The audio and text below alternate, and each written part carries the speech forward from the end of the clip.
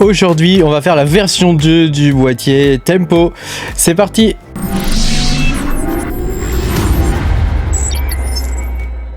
Bonjour les amis, je suis très content de vous retrouver aujourd'hui pour cette nouvelle vidéo où on va parler du boîtier EDF Tempo. On va faire la version 2. Pense à mettre un petit pouce bleu et puis à t'abonner à la chaîne si t'es pas abonné. Je te rappelle que tu peux me soutenir en allant sur patreon.com/mechatronic. Tu peux voir mes vidéos en avance et puis tu me soutiens tout simplement. C'est le principal pour que je puisse continuer de faire des vidéos. Alors, rappelle-toi l'année dernière, j'avais sorti un boîtier EDF Tempo où on allait récupérer par internet, donc il n'y a pas besoin de se faire des connectiques bizarres et tout ça. On allait se connecter par internet et récupérer la couleur du jour et la couleur du lendemain. Et donc j'avais mis 6 LED comme ça, comme tu peux le voir, j'en avais mis 6 LED et voilà, ça te permettait de voir quelle couleur il y aurait aujourd'hui et quelle couleur il y a demain.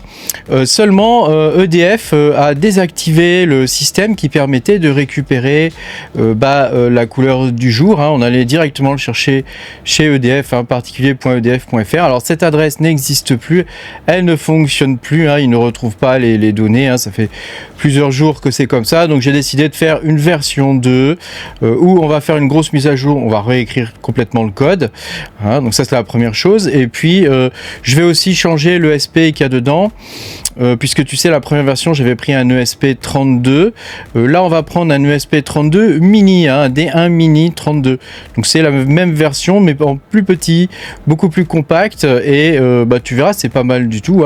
Voilà, je te mettrai tous les liens en description pour le code, voilà. Pour le boîtier, je te mettrai aussi les liens pour l'imprimer. Donc là, je vais pas le réimprimer parce que j'ai déjà imprimé l'année dernière. Mais pour ça, il te faut une imprimante 3D pour l'imprimer. Ou alors, tu bricoles une boîte, tu perces des trous et tu bricoles une boîte. Ça marche pareil. Ça marche pareil. Le principal, c'est que tu vois les lumières qui s'allument. C'est le principal. Donc, on va passer sur mon établi et puis on va aller regarder un petit peu tout ça.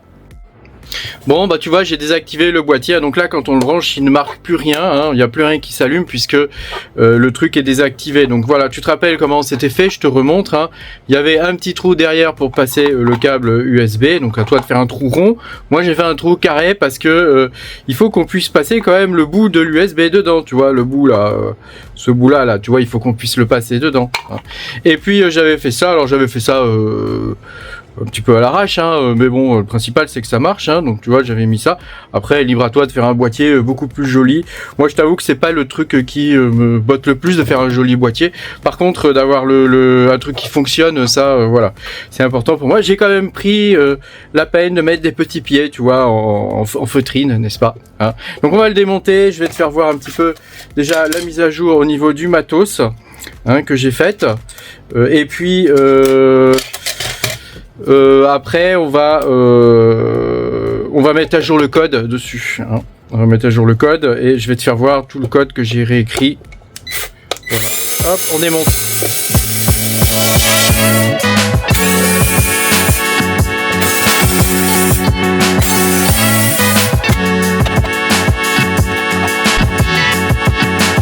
Bon, alors on va pouvoir regarder ça ensemble. Donc tu as vu le câble là, il faut qu'il puisse passer, il faut que tu fasses un trou assez important dans le boîtier pour pouvoir passer le câble USB comme ça. C'est tout simple, mais voilà, ça peut aider. Et puis voilà, la mise à jour matérielle du truc, donc j'ai juste mis à jour l'ESP. J'ai pris une version beaucoup plus petite de l'ESP. Alors ça devrait me permettre en théorie d'avoir un boîtier plus petit en vrai, mais j'ai décidé de conserver un boîtier quand même relativement grand, parce que j'aime bien avoir une certaine lisibilité et que voilà, il tient bien debout, il a une forme qui lui permet de tenir debout correctement. Donc pourquoi faire un tout petit truc alors que je peux avoir quelque chose de grand et de lisible, oui, parce que quand on prend de l'âge, vois-tu, on n'y voit plus grand chose, donc il faut quand même avoir voilà. Alors tu noteras que j'ai mis des petits bouts de scotch comme ça pour maintenir les pins ici, Donc ça c'est une petite astuce que je te donne, Alors tu peux mettre n'importe quoi comme scotch, Et puis voilà, rappelle-toi, j'avais fait le circuit ici. Alors on va le redessiner vite fait, pour que tu puisses comprendre comment ça marche si jamais tu n'as pas vu la première vidéo. Alors je te fais un petit dessin vite fait, Donc tu as l'ESP32 qui est ici, ESP 32 qui est ici, et tu vas avoir 3 pins ici qui vont servir à certaines LED, 3 autres pins ici qui vont servir aux LED, donc là on va dire que c'est les LED du jour J, et puis ça c'est le LED du jour J+1, donc ça serait demain quoi.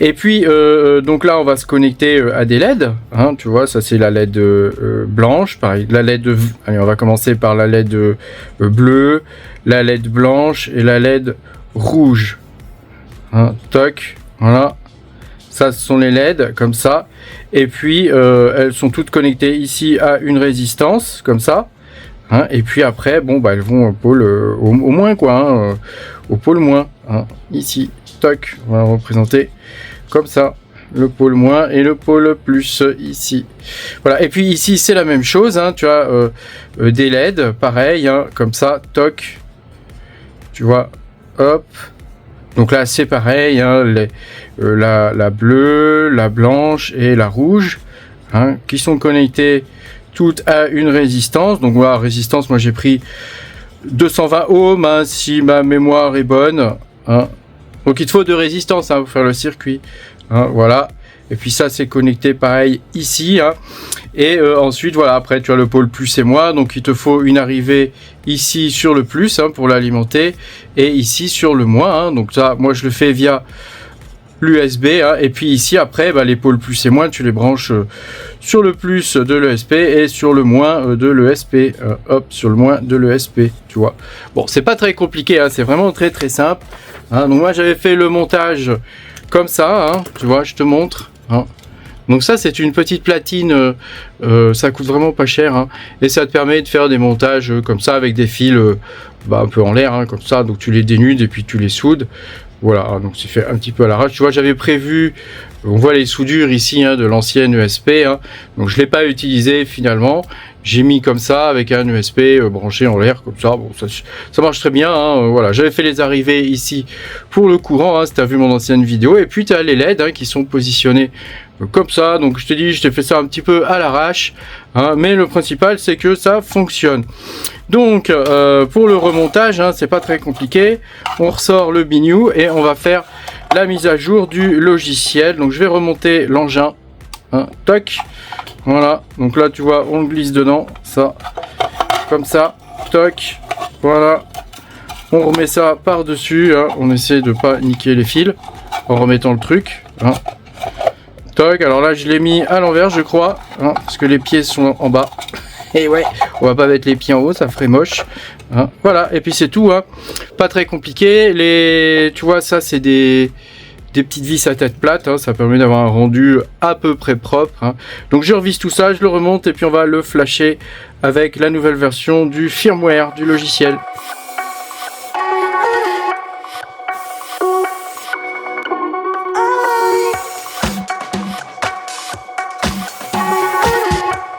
Bon voilà, on se retrouve sur le PC. Donc moi j'utilise Visual Studio Code, donc c'est Microsoft qui édite ça, c'est un éditeur de code, et j'utilise pas l'éditeur Arduino IDE. Et donc pour pouvoir flasher et tout ça, j'utilise Platform.io, je trouve que c'est vachement bien pour programmer tout ce qui est embarqué, donc c'est les ESP, les Arduino et tous ces petits bignous là qui sont ma foi bien pratiques, c'est des de petits ordinateurs minuscules, alors l'avantage des ESP quand même c'est que on peut programmer ça avec du C++, qui est facile d'accès, et en plus il a internet et il a le Bluetooth quoi, donc que demander de plus, il a le Wi-Fi et le Bluetooth, donc que demander de plus, et en plus il a de la mémoire, on peut stocker quand même pas mal, beaucoup plus en tout cas que sur un Arduino. Donc je te fais voir moi mon truc, donc c'est le Wemos D1 Mini 32, l'environnement de programmation, donc tu choisis dans les cartes quand tu crées un nouveau truc. Je te mettrai tous les fichiers, je te ferai un petit zip avec tout le code source, donc toi tu as juste à l'ouvrir avec platform.io et puis tu vas lancer la programmation. Donc tu vois, le tout ça se trouve dans le dossier source main ici, donc là tu vois, tu as nouvelle version 2024, hein, et je suis allé chercher ici les données, hein, donc ça c'est l'accès aux données tarifaires Tempo EDF, donc c'est api-couleur-tempo.fr, hein, qui fournit cette interface de programmation, hein, donc voilà, faut pas trop abuser, hein, ne fais pas un ping toutes les 3 minutes, hein, dessus, hein, vas-y tranquillement, hein. Toutes les heures, hein, c'est suffisant, hein. Après je t'ai mis dans le code comment changer le truc. Voilà. Ici, donc, on inclut les bibliothèques. Donc, il nous faut principalement la bibliothèque HTTP pour pouvoir consulter le site internet et Arduino JSON, hein, pour pouvoir lire les données au format JSON. Donc, les données, tu vois, elles se présentent comme ça. Il y a Today ici. Tu peux faire try out ici et execute. Ça va te permettre de voir ici la requête qu'on doit exécuter nous. Donc, c'est celle-ci, hein, et ce qu'il affiche. Tu vois, donc lui il va nous afficher ça. Donc il donne la date du jour, un numéro, donc qui est la couleur du jour. Donc ça peut être 0, 1, 2 ou 3. Et puis la période, hein, 2024-2025. Voilà. Et puis tout en bas, tu as l'explication de la date du jour et des choses comme ça. Hein, tu vois, ici il te dit 1, tarif bleu, 2, tarif blanc, 3, tarif rouge et 0, inconnu. Hein. Donc voilà, nous on a juste maintenant qu'on a toutes ces informations là, on a juste à les mettre en forme dans le code source, donc c'est pas très compliqué. Ici tu devras compléter ton mot de passe Wi-Fi. Ici tu dois mettre tes pins, hein, donc, donc sur ton Arduino tu sais, tu as des prises, hein, quelque part qui sont numérotées, hein, ça va être des pins. Tu dois dire quel pin correspond à quoi dans le code, hein, donc c'est logique, c'est ce qui fait la correspondance entre la partie logicielle et puis la partie matérielle. Voilà, ici donc c'est la partie où on va se connecter au Wi-Fi, c'est l'initialisation, hein, le setup. Voilà, et puis ici on initialise nos LED, donc on initialise nos pins. Hein, on lui dit à quoi ils vont servir, hein. Donc là on les met que c'est de l'output, je sais pas comment ça se prononce, hein. Donc en gros que c'est des pins qui sont en sortie, donc on va envoyer du courant, hein. Voilà, donc là maintenant on rentre dans la loupe, hein. Donc là c'est la partie qui va se répéter tous les X temps, cette partie là va se répéter. Donc ici tu as l'initialisation des LED, donc on commence par éteindre les LED, hein, pour pas avoir de bug. On commence par éteindre les LED. Ensuite, ici, on définit les différentes URL. Donc, il y a le today et puis il y a le tomorrow, hein, donc aujourd'hui et l'URL de demain. Alors, je t'ai mis dans le code, hein, à quoi ça correspond ici, hein, tu vois le type de réponse qu'il te donne quand tu interroges l'API JSON. Et puis ici, derrière, on va effectuer les requêtes HTTP. Alors, pour des raisons de simplification, je te les fais en 2 fois. D'abord l'URL today et ensuite tu as l'URL tomorrow, hein, donc si tu lis le code, ça sera plus facile à comprendre. Donc on va récupérer les données ici, on va les désérialiser et puis après on va afficher, hein, donc si la couleur est 0, 1, 2, 3, tu vois, donc on fait un switch. C'est plus facile que de faire des if, hein, quand même, hein. Bon, je t'ai mis un switch, histoire de varier, parce que c'est vrai que souvent dans le code on voit des gens qui font des if. Donc là, c'est plus facile de gérer ça avec un switch, hein, surtout le default, tu vois, inconnu, tu vois, ça te permet d'avoir la couleur qui s'allume en rien du tout. Hein. Donc ici, tu vois, on affiche, on éteint les autres LED et on allume les autres, hein, donc ça permet d'avoir un truc propre, et on fait la même chose pour le jour suivant, hein, pour le jour de demain. Sachant que normalement, c'est mis à jour vers 11h, tu vois, donc vers 11h, tu as 11h midi, hein, tu as la mise à jour pour le jour du lendemain. Donc ça te permet de voir à quel moment il va falloir que tu coupes, quoi. Alors, je sais que EDF, normalement, cet été ou d'ici la fin de l'année, ils vont faire une réforme de Tempo, malheureusement. C'était encore le seul moyen d'avoir une électricité abordable en France. Donc visiblement, ils veulent pas que les gens payent leur électricité pas trop cher, hein. Ils veulent nous défoncer la gueule jusqu'à ce qu'on paye le max possible, hein.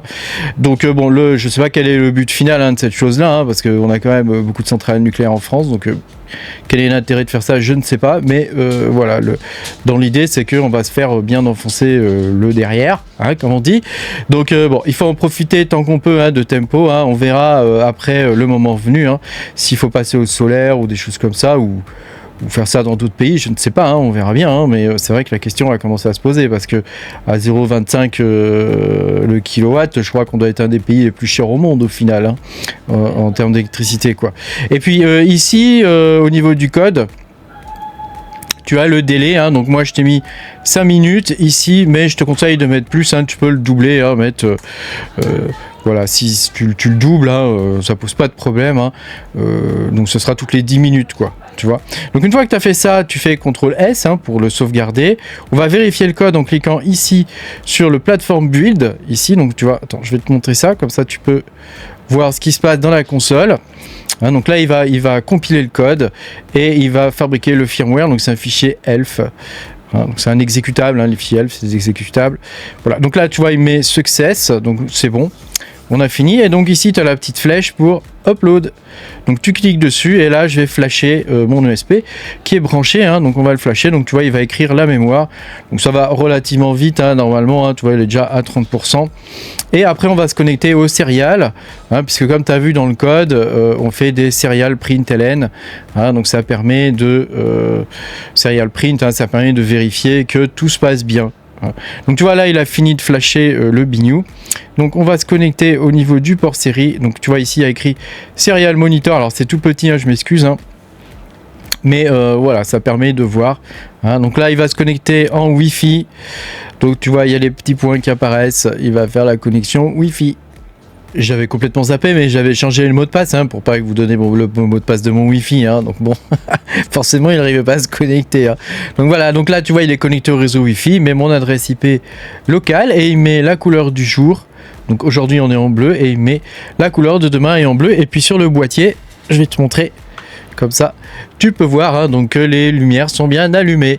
Hein, voilà comment fonctionne le petit biniou. J'espère que cette vidéo t'a plu et que tu auras pu apprendre des choses.